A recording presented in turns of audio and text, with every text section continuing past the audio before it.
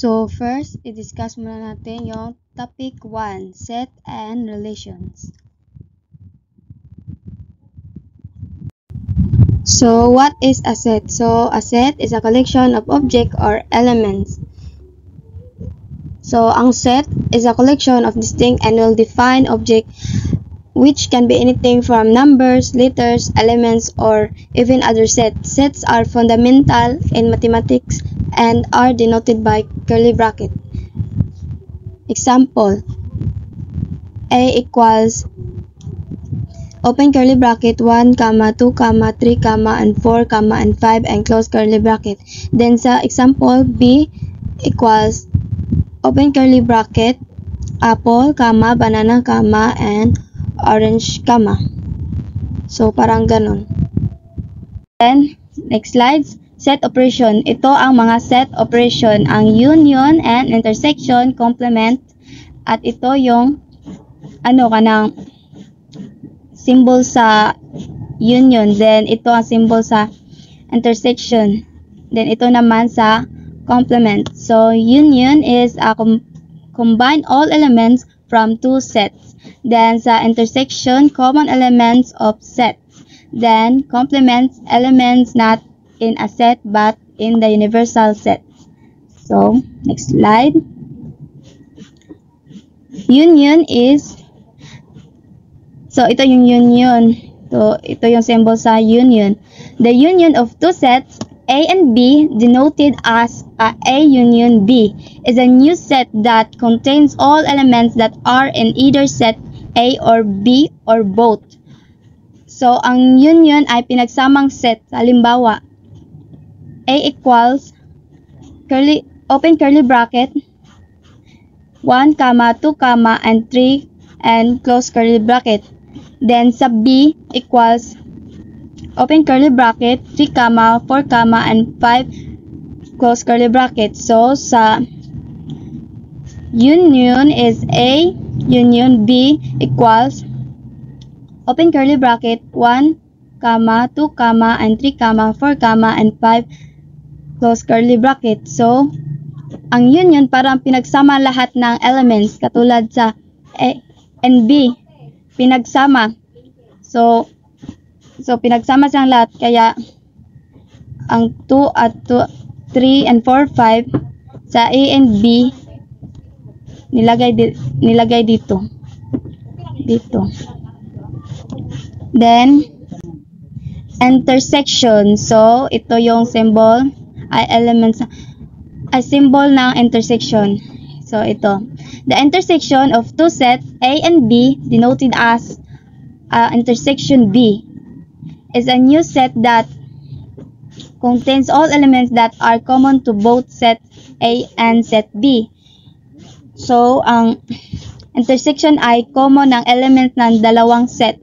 Halimbawa, if A equals open curly bracket 1, 2, and 3 close curly bracket, then A and B equals close curly bracket ay open curly bracket 3, 4, and 5 close curly bracket. Then ang intersection niya ay equals open curly bracket 3 and close curly bracket, dahil ang A at B magkatulad sila, may kapareho sila, katulad nito 3. Ang 1 nandito ba sa B, di ba wala? Ang 2 nandito sa B, wala, di ba? So ang nagkatulad lang nila ay 3. So nilagay ang 3 dito. So ang intersection, so ito yung parehong laman sa dalawang set. So next, complement. So ito ang symbol ng complement. The complement of a set A, denoted as A, is the set of all elements that are not in set A but are in the universal set, the set that contains all possible elements under the consideration. So ang complements ay kabaliktaran ng isang set based sa universal set. Halimbawa, if the universal set is union equals open curly bracket 1, 2, 3, and 4, and 5 close curly bracket, and A equals open curly bracket, 2, 4 and close curly bracket. Then, ang complement niya ay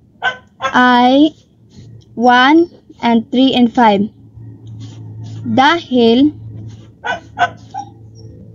Dahil ibig sabihin lahat ng wala sa A. Ito, sa A, sa union, may ano siya. A at union, may 2 and 4. May 2. So, may 2. Then, may 4 din. So, ang natira, ilagay natin dito sa complement. So, ibig sabihin, lahat ng wala sa A. So, kaya, ilagay natin dito. So, gets nyo? Then, what is relation? So, a relation is connect between two sets.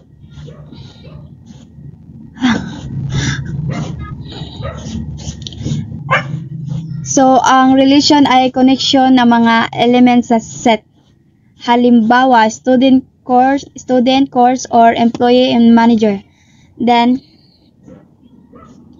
sa A equals student, and set B is subject. Pwede tayong gumawa ng relation kung sino ang naka-enroll sa anong subject. Ganon. Then, so ito ang types of relation. Reflexive and symmetric and transitive. So, reflexive is each element is connected to itself. So, reflexive is element is connected to itself daw. So, lahat ng element relate sa sarili niya. Halimbawa, sa Facebook, bawat tao ay related to himself. Ganon. Then, symmetric. If A is connected to B, then B is connected to A. So, symmetric, kung A ay related kay B, dapat si B related din kay A. Parang ganon. Halimbawa, kung magkakaibigan si Juan at Pedro, dapat magkaibigan din si Pedro at Juan. Parang ganon. Then,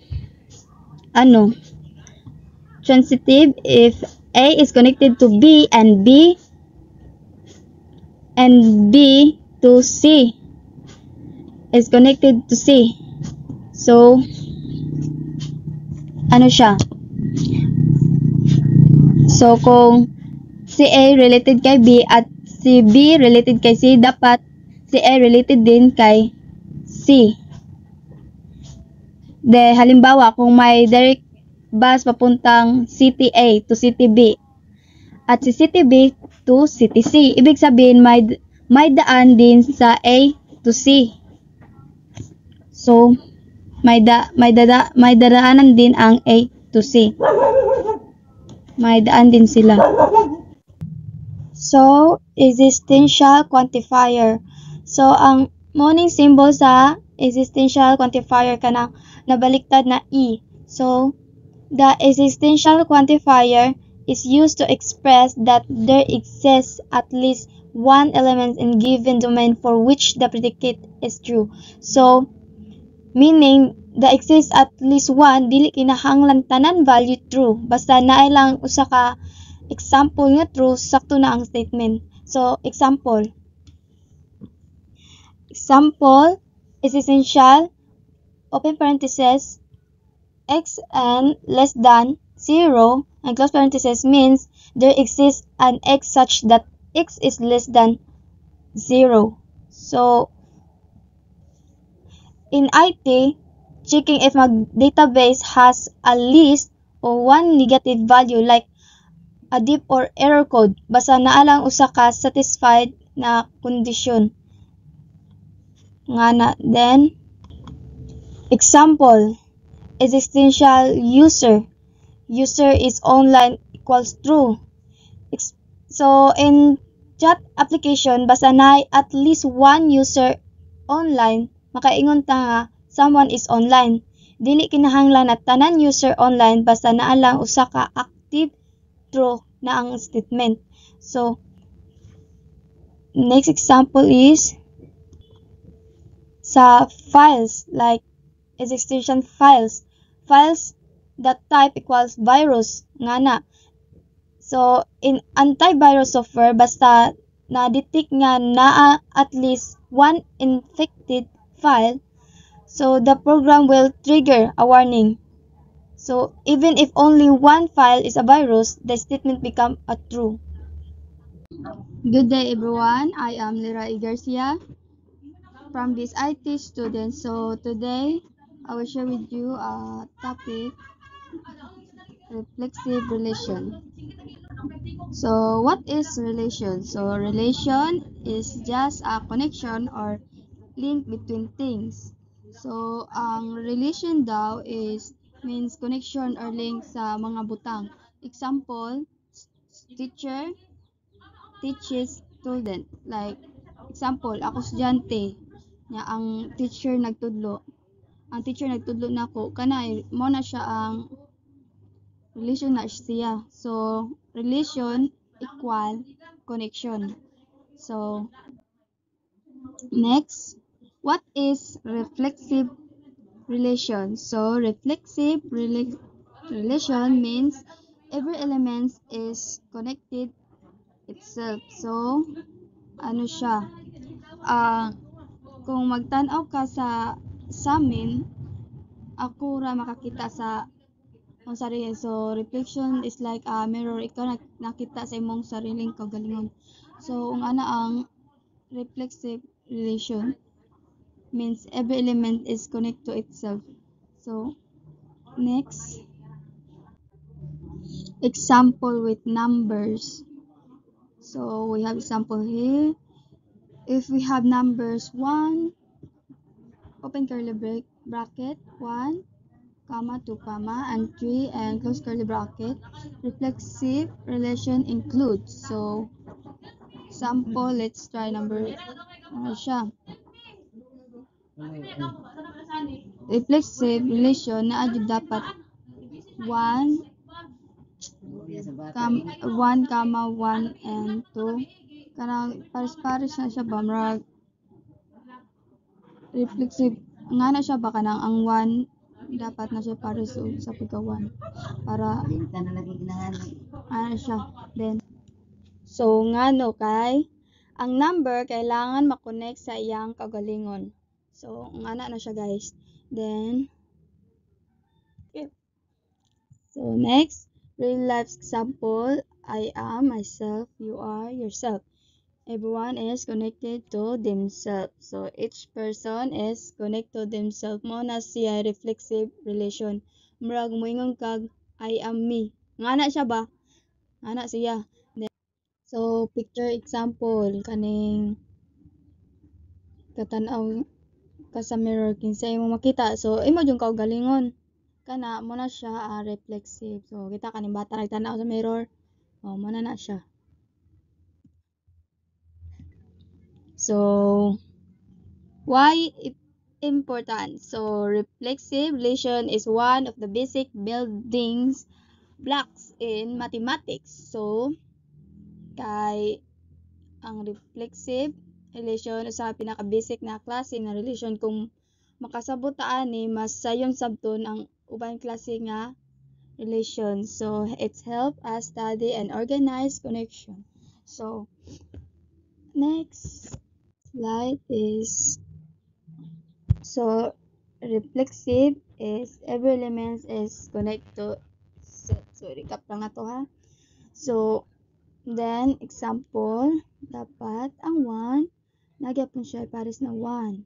Dapat ang 2 nagyapon pares sa 2, ang 3 nagyapon pares sa kuan 3. Real life, you are you are you, I am me. Nga na siya example. So so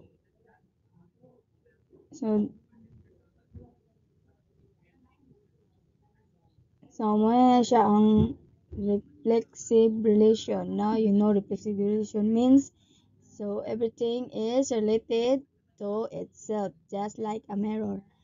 So mo na siya. Thank you.